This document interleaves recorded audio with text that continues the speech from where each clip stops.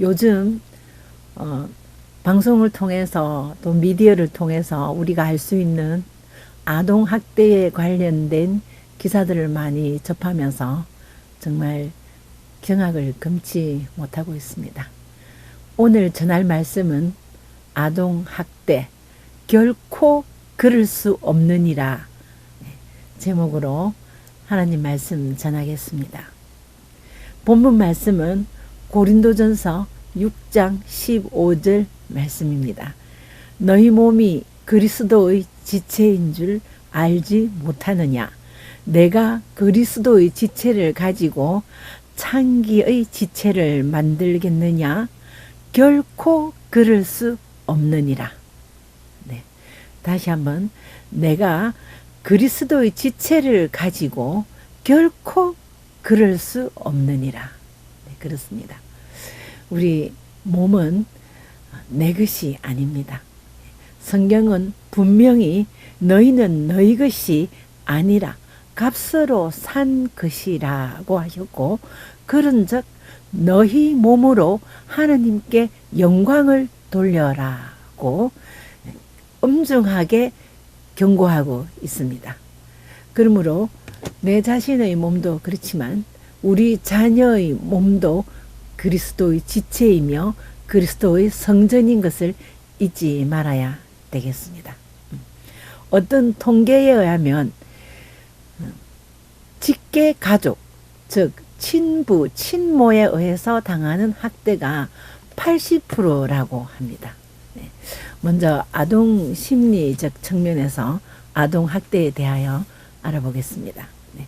학대는 심하게 괴롭히거나 혹독하게 대우하는 것이고, 그리고 양육을 합리적으로 하지 못하며 적당한 양육에 부족한 모든 것은 학대라고 할 수 있습니다. 크게 종류로 보면 신체적인 학대, 그리고 정서적 학대, 그리고 성적 학대, 그리고 가정의 파괴, 즉 이혼, 이런 것을 통한 아이들의 심한 불안을 조성하는 학대도 있다고 합니다. 또한 직접적으로 괴롭히지는 않지만은 가정폭력의 모습을 아이가 날마다 보고 자라게 하는 것, 이건 역시 아동폭력입니다. 그리고 무관심한 것, 그리고 알코올 중독의 부모를 늘 함께 동거해야 되는, 이것도 아동폭력이라고 할 수 있겠습니다. 신체 학대를 받고 자라는 아이들은 쉽게 말하면 맞고 자라는 아이입니다. 이 아이는요, 굉장한 피해의식을 가지고 있고 때로는 분노가 항상 가슴에 차여져 있습니다. 그래서 모든 일에 집중력이 저하되기도 하고 학습 능력이 떨어질 수밖에 없습니다. 그리고 강박증을 가지고 함부로 말을 하기도 하고 심한 아주 다른 사람을 불쾌하게 하는 행동을 하면서도 다른 사람이 자기를 통해서 힘들어하는, 상처받는 것을 잘 이해를 못한다고 합니다. 또한 아주 좋은 관계에 있는 친구들이나 목사님이나 선생님에게도 보면서 내가 아버지가 나에게 던진 의자를 저 선생님에게 던진다면 우리 선생님은 어떻게 반응할까? 얼마나 아프실까? 아주 안타까운 이런 생각들을 하게 된다는 것입니다. 얼마나 맞고 자란 아이들의 피해의식에서 나오는 생각이며 또 말일까요?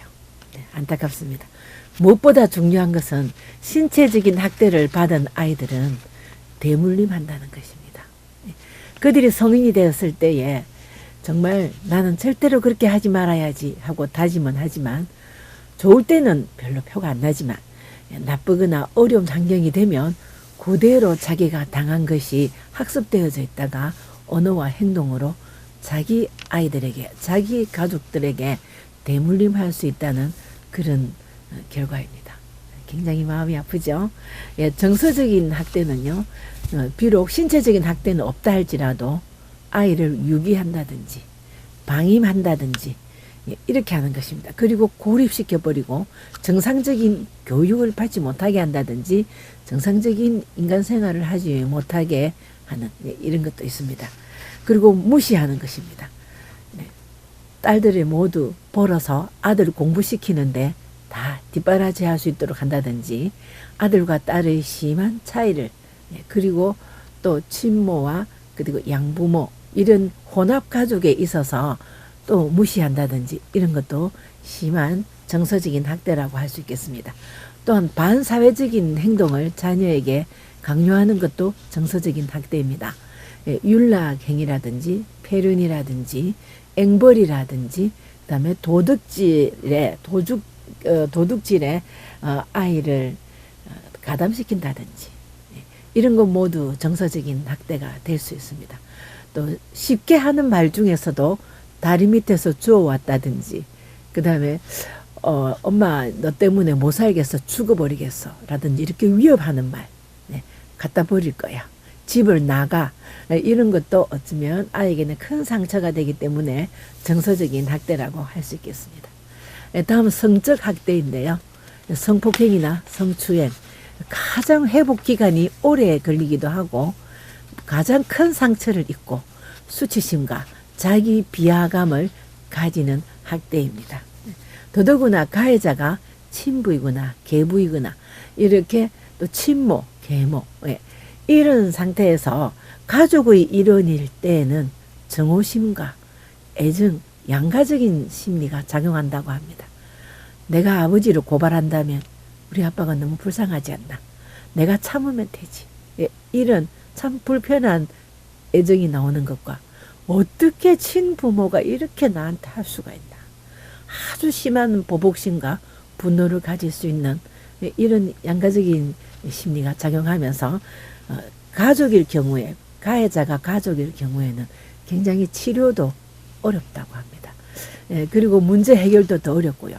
그 가해자가 타인일 경우에는 친부모가 적극적으로 나서서 아이를 치료하기도 하고 다시는 이 문제가 일어나지 않도록 해결해 줄 수 있는 실마리는 많이 있습니다. 가능합니다. 그렇기 때문에 성적 폭행이나 지속적으로 아이가 성추행을 당하는 그런 가정에 아이가 있으면 이웃에서 친척들이 도와서 빨리 그 환경을 벗어날 수 있도록 도와주셔야 됩니다. 아이들은 불가항력적이기 때문에 환경을 바꾼다는 것은 굉장히 스스로 하기가 어렵습니다. 어쩔 수 없는 아이는 그냥 가출을 해서 나쁜 친구들과 어울리면서 더 나쁜 시간을 보내게 되는 불행을 받게 됩니다. 그리고 절대로 혼자 두지 말고요. 그 다음 본인의 잘못이 아니라는 것. 그렇기 때문에 수치심이나 죄책감을 가질 필요가 없다는 겁니다. 잘못한 사람은 따로 있는데 너가 왜 수치심 그리고 죄책감을 가지느냐? 절대로 그럴 필요가 없다고 충분한 격려가 도움이 되겠습니다.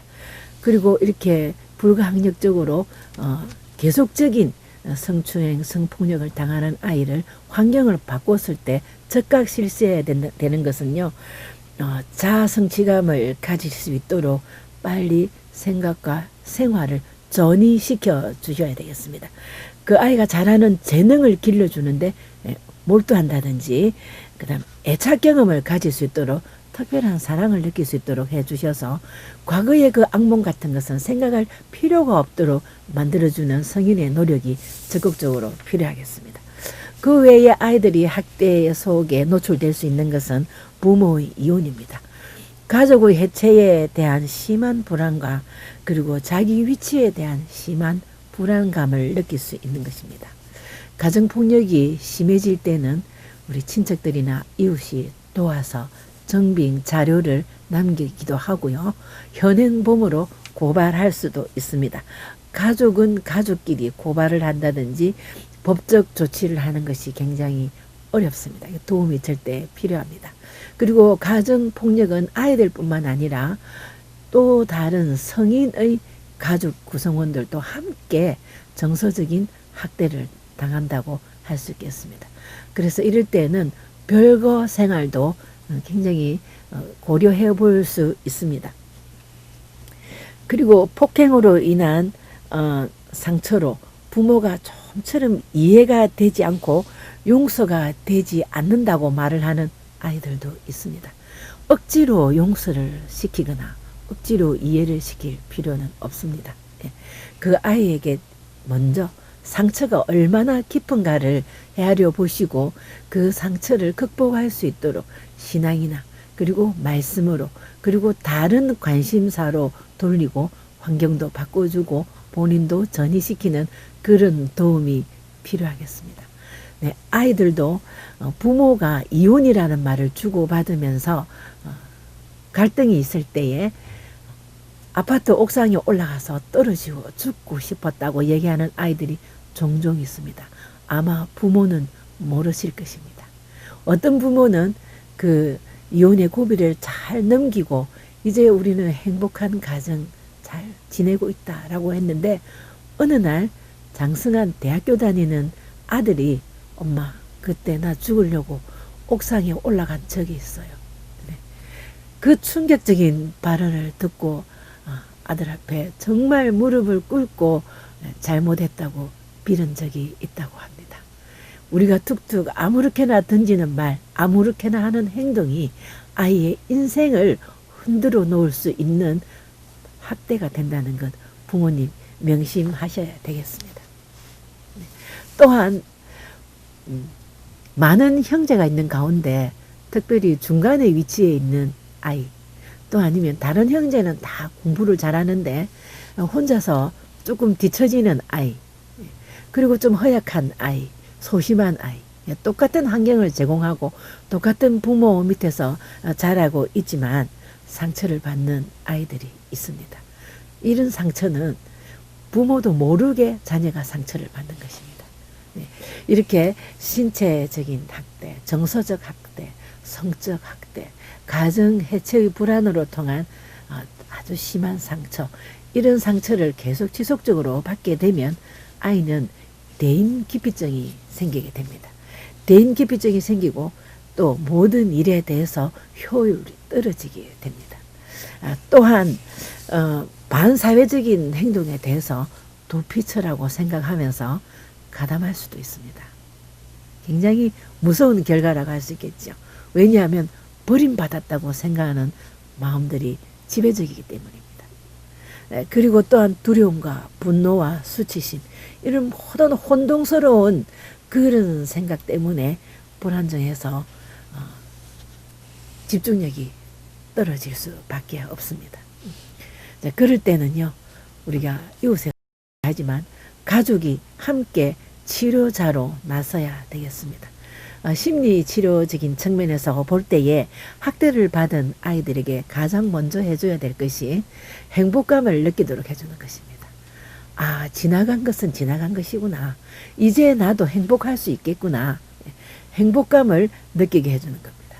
그리고 비참하게 짓밟히기도 했고 그리고 정말 꿈과 희망이 짓밟혀서 미래가 없는 것처럼 그런 암울한 시간을 보냈지만 아주 쉬운 과제부터 해낼 수 있도록 하고 평소에 칭찬과 격려를 많이 해주셔서 성공 경험을 할 수 있게 해주는 것이 도움이 됩니다. 그리고 재능을 길러주는 것 특별히 학대받은 아이들에게 상당히 희망을 심어줄 수 있는 것입니다. 아이들은 이런 자기 슬픈 과거가 폭로되는 것을 굉장히 두려워하고 문제시하고 있기 때문에 우리 사회에서 인정받을 때는 아 그렇지 않구나. 굳이 폭로할 필요도 없고 굳이 수치심을 가질 필요도 없구나. 얼마든지 인정받고 더 나은 내일을 내가 맞이할 수 있구나 하는 희망을 가지게 되는 것입니다. 그리고 또 아이의 적성에 따라서 놀이치료나 음악치료, 미술치료, 운동치료 이런 것도 가능합니다. 또한 아주 구체적인 방법으로는 그 학대를 한 가해자가 부모이건 그리고 면식범이든 모르는 사람이든 가능한 살아있다면 그 가해자가 직접 학대한 아이에게 사과할 수 있는 시간을 만들어주는 것 굉장히 중요한 것입니다. 언제나 밝은 곳에서 놀 수 있도록 해주시고요. 그 다음 당당하게 맞설 수 있도록 신앙 지도가 굉장히 도움이 되겠습니다. 옛날에 유럽 18세기 유럽에서는요. 귀족사회에서 가족 여행 그랜드 투어라 해서 가족끼리 여행하는 경우가 굉장히 많았답니다. 부모도 모르게 상처받은 아이 그 다음에 부모가 알면서도 제대로 치료를 해줄 수 없을 정도로 아주 어려운 그런 학대를 받고 자란 자녀가 있을 때 가족과는 여행이 굉장히 도움이 됩니다. 라빈드라나드 타고르, 이 타고르는 동양인 최초로 노벨 문학상을 받은 사람입니다. 예술과 문학에 탁월한 재능을 보였는데요. 이 사람은 노벨 문학상까지 받았지만 학교 졸업장은 하나도 없다는 것입니다. 네, 아버지와 함께 히말라야 여행, 당시 11살 때 했다고 합니다. 16살 때는 학교를 포기했고요. 그 다음에 17살 때 영국에 유학 갔지만 더 이상 다닐 수 없고 빨리 포기했다고 합니다. 자, 타고르는요, 모든 여행 경비를 아버지가 맡겨줌으로써 경제관념을 심어주게 되고 여행 중에도 규칙적인 생활을 할 수 있게 하였다고 합니다. 그래서 아버지와 여행은 내 인생의 가장 행복한 날들이고 나를 크게 변화시킨 것이라고 합니다. 또한 모차르트 역시 아버지가 모차르트와 함께 연주 여행을 떠났다고 합니다. 음악의 신동을 되게 만들어준 그 아버지, 그리고 가족과 함께 음악 연주회를 자주 열었다고 합니다. 그래서 모차르트는 아버지는 정말 완벽한 여행이지만 나에게는 위대한 스승이었다고 합니다. 그리고 철학자이고 문인이신 괴테 가정은 3대가 이탈리아 여행을 했다고 합니다. 그래서 괴테는 내가 로마 땅을 아버지와 함께 밟는 그날, 내 제2의 탄생일이자 내 삶이 진정으로 시작된 날이라고 합니다. 네, 우리 아이들 엄마에게 사랑스럽고 따뜻한 사랑을 배우지만 아빠에게는 대범한 인간 역할을 배울 수 있다고 합니다. 이처럼 우리 아이들과 함께 여행을 미리 하면 상처를 줄일 수도 있고 학대에서도 자기를 잘 지킬 수 있는 그런 저력이 생긴다고 합니다. 일단 우리는 뭐니 해도 신앙적으로 자녀를 치료해야 되겠습니다. 하나님이 부모의 소유물로 자녀를 준 것이 아닙니다. 하나님이 신체를 조직하실 때에 하나님 창조 목적에 맞게 어떤 아이는 음악을 잘하게, 어떤 아이는 운동을 잘하게, 또 어떤 아이는 눈과 손의 협역력이 뛰어나서 기술력이 발달되게 이렇게 창조를 하셨기 때문에 부모님은 그 하나님의 기업을 잘 받아서 잘 길러서 하나님 창조 목적에 맞도록 쓰시도록 돌려드려야 됩니다. 그래서 예수님은 어린아이와 동행하는 제자로 생각하셨고 성도로 생각하셨습니다. 본문의 말씀처럼 부모의 몸이든 어린아이의 몸이든 그리스도의 지체이며 성전이라고 하셨습니다. 결코 그럴 수 없느니라. 굉장히 엄중한 단호한 하나님의 마음입니다. 생명의 가능성과 천국에 대한 예민성을 타고난 우리 아이들에게 하나님께서는 개발해주고 길러주도록 맡겼지 학대하도록 맡기지 않았습니다. 우리 아이들을 노엽게 하지 말고 주의 교양과 훈계로 양육하라고 하셨습니다. 자, 그렇다면 하나님이 절대로 아동학대를 기뻐하시지 않습니다.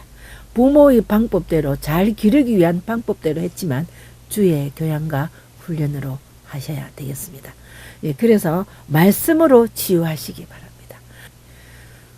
말씀으로 치료하시는 것이 최고의 방법입니다. 세상에는 놀이치료도 있고요. 심리적인 측면에서 음악치료, 미술치료, 운동치료, 여행치료 다 있습니다. 저는 대학에서 여러 가지 심리치료를 가르쳤습니다. 하지만 무엇보다 끝까지 부모가 지켜줄 수 없고 부모의 능력도 한계가 있기 때문에 말씀 치료는 말씀의 능력이 있다는 것을 깨닫고 최고의 심리치료 방법은 말씀 치료라고 감히 말씀드릴 수 있습니다. 자, 그 말씀 중에 가장 상처받은 아이에게서 적개심을 풀어내고 수치심과 죄책감을 풀어낼 수 있는 것은 용서입니다. 마태복음 6장에 보면요, 예수님께서 기도를 가르쳤습니다. 기도를 가르치실 때에 우리가 우리에게 죄 지은 자를 사하여 준 것 같이 우리의 죄를 사하여 주시옵소서, 용서하여 주시옵소서, 이렇게 가르친 기도문이 있습니다. 그리고 또 마태복음 6장 14절 15절 말씀에는 만약 너희가 사람의 잘못을 용서하면 하나님 아버지께서도 너희의 잘못을 용서하리라 할 것이다. 예수님은 분명히 말씀하셨습니다. 그렇습니다. 우리가 우리에게 상처를 준 사람들, 우리를 학대한 사람 용서하면 하나님의 용서를 우리가 누릴 수 있다는 것입니다. 우리 아이에게 이것을 가르쳐야 되겠습니다. 정말 너가 마음이 아프고 몸이 아프고 힘들었겠지만 우리는 그 죄책감이나 수치심을 가지고 살아가는 것을 원하지 않는다. 너는 하나님의 용서를 누리려면 앞으로 살아가는 동안 하나님의 복을 받으려면 용서해야 된다. 용서를 가르칩니다. 용서는 죄책감과 수치심을 내려놓게 하고 적개심을 버리게 합니다. 그리고 자기 정체성을 가지게 합니다. 무슨 정체성입니까? 그리스도인의 정체성입니다. 나는 예수께서 피값으로 사신 귀한 하나님의 자녀야. 자기를 수용하게 된다는 것입니다. 그러나 그냥 과거를 잊어버리게 하는 것, 뭐 흥미생활이라든지 취미생활이라든지 그래서 잊어버리게 하는 것, 그냥 생각하기 싫어 이러면서 묻어버리는 것, 이거는 진정한 용서가 아닙니다. 이것은 그냥 자기 위로일 뿐이지만 언젠가는 다시 사탄이 심령에 분노와 그리고 불평과 질투를 가지고 갖다 줄 때에 보복심으로 전환할 수 있습니다. 그 사람이 얼마나 나를 학대하고 나를 홀대했는가, 그것이 부당하는 것을 알게 하는 것입니다. 그리고 내가 얼마나 상처를 입었는데 그 상처까지도 하나님 너무 힘들어요. 너무 괴로워요. 하나님, 나 다시는 이런 일 당하지 않게 해주세요. 하나님 앞에 내려놓을 수 있을 정도로, 하나님 앞에 보고할 수 있을 정도로 문제를 직시하면서, 그럼에도 하나님께서 용서하라 하셨으니까, 그럼에도 예수 그리스도의 십자가의 용서를 생각할 수 있는 그런 용서가 진정한 용서입니다. 우리 아이들에게 그런 용서를 가르치면 예수 그리스도의 십자가의 용서와 십자가의 사랑을 바로 깨달을 수 있는 것입니다. 그러므로 우리는 아이들에게 용서를 가르칠 때에 성경 말씀 마태복음 18장 34절 35절 말씀을 다시 일러줄 필요가 있습니다. 만약 너희가 마음으로부터 형제의 용서를 용서하지 않는다면, 형제의 잘못을 용서하지 않는다면 하늘 아버지께서도 너희에게 이같이 하리라. 용서한다면 하나님의 용서를 너희가 누리지만 용서하지 않는다면 아버지께서도 너의 삶에 용서가 힘들지 않을까. 이런 말씀을 아이에게 가르쳐 주면서 내적 치유의 주된 열쇠가 용서라는 것 어머니 기억하시기 바랍니다. 그래서 무엇보다도 우리 자신을 괴롭히고 있는 수치심과 적개심 내려놓게 합니다. 그 방법은 사람의 말로 하지 마시고 하나님의 말씀으로 하는 것이 예수 그리스도의 십자가를 헛되게 하지 않는 것입니다.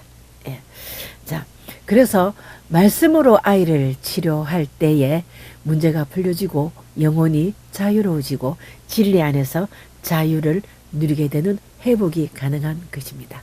자, 오늘 과거를 생각할 때에 아름다운 과거였으면 좋겠지요.